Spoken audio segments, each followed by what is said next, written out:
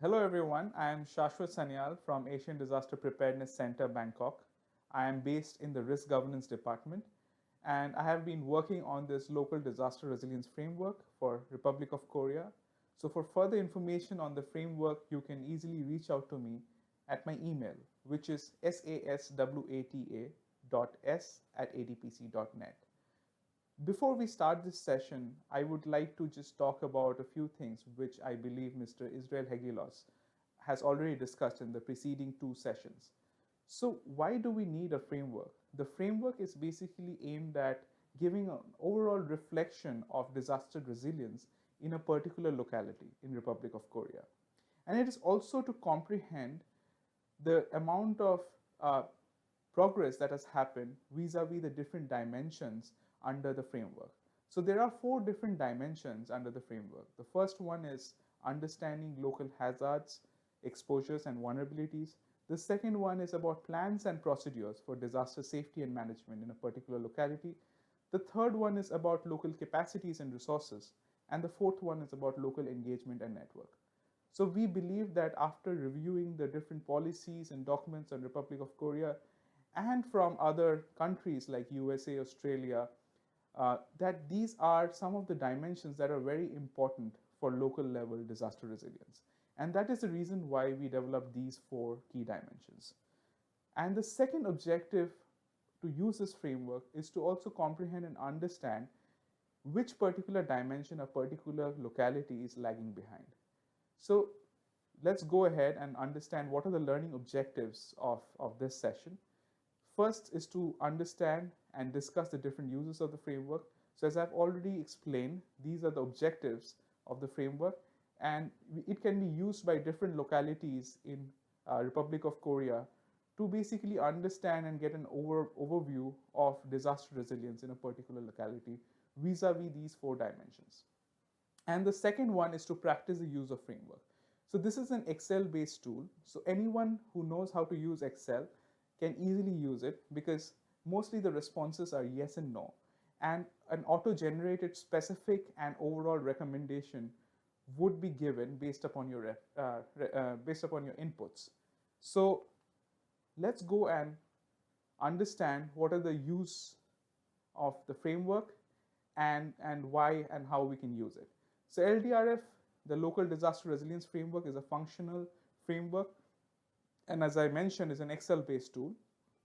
It helps in checking needs and gaps with regards to that particular locality and their preparedness for disasters.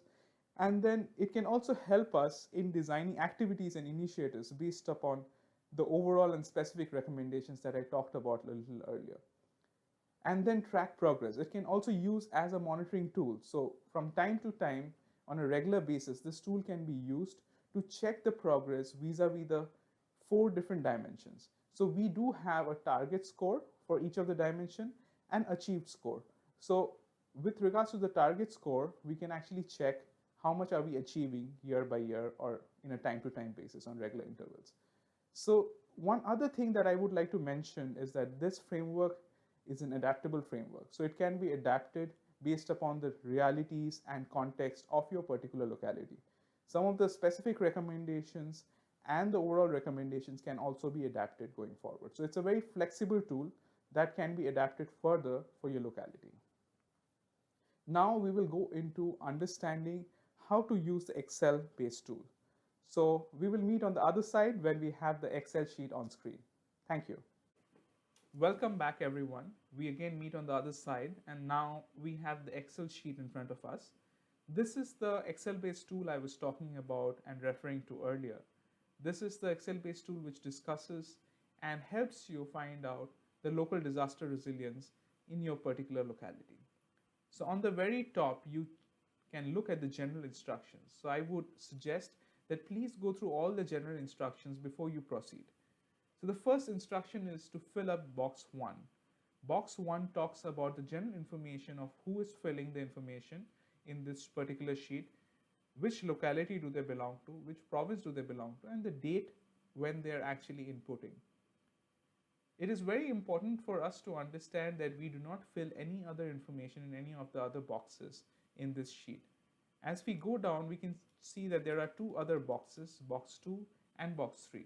Box 2 generates the overall recommendation based upon your inputs in the sheets D1, D2, D3, and D4. So the sheets D1, D2, D3, and D4 are the sheets where you put inputs with regards to the 4 dimensions we talked about earlier. And lastly, the box 3 talks about the different scores. So that you can see on the top, there are target scores for each dimension, and then there are achieved scores for each dimension. And there is an overall target score, and then there is an overall achieved score.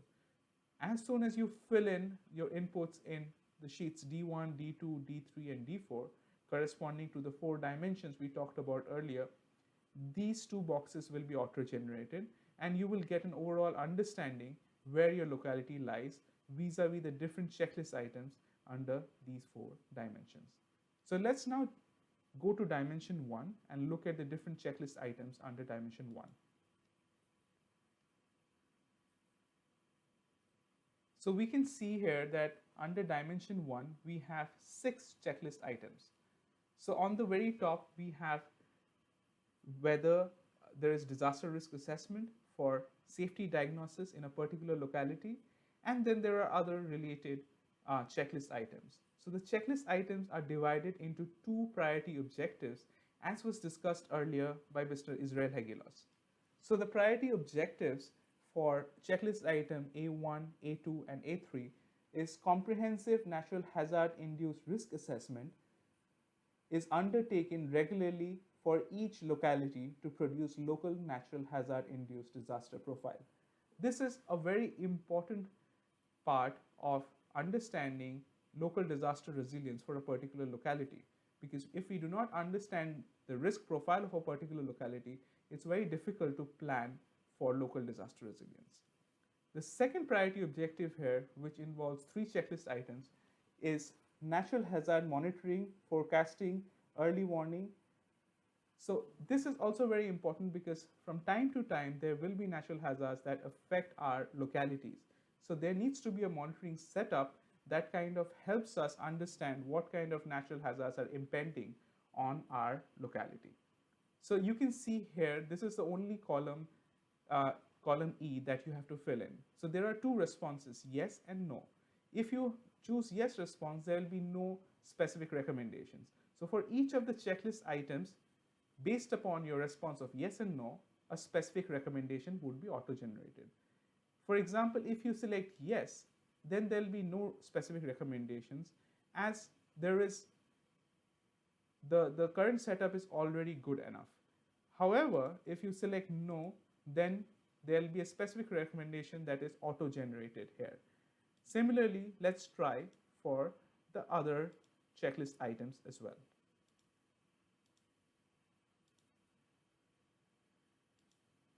As you can see, as soon as we provide our inputs in yes and no, the specific recommendations are getting auto-generated. And what this does, if you look at this box, it also generates the achieved score vis-a-vis the target score, and also talks about the overall recommendation for this particular dimension. And in the bottom, in this yellow box, basically what we talk about are the conditions of reaching this overall recommendation. So there are a couple of conditions for reaching this overall recommendations. I'll just go through the first one, which is if checklist item A1, A2, and A3 do not exist, or the total score is less than 6, then we have to consider policy changes to make assessment of natural hazard induced disaster risk more comprehensive and early warning information more understandable and usable. So like this, you will auto-generate overall and specific recommendations based upon your inputs for each of the dimensions. You can please go ahead and try for dimension 2, dimension 3, dimension 4.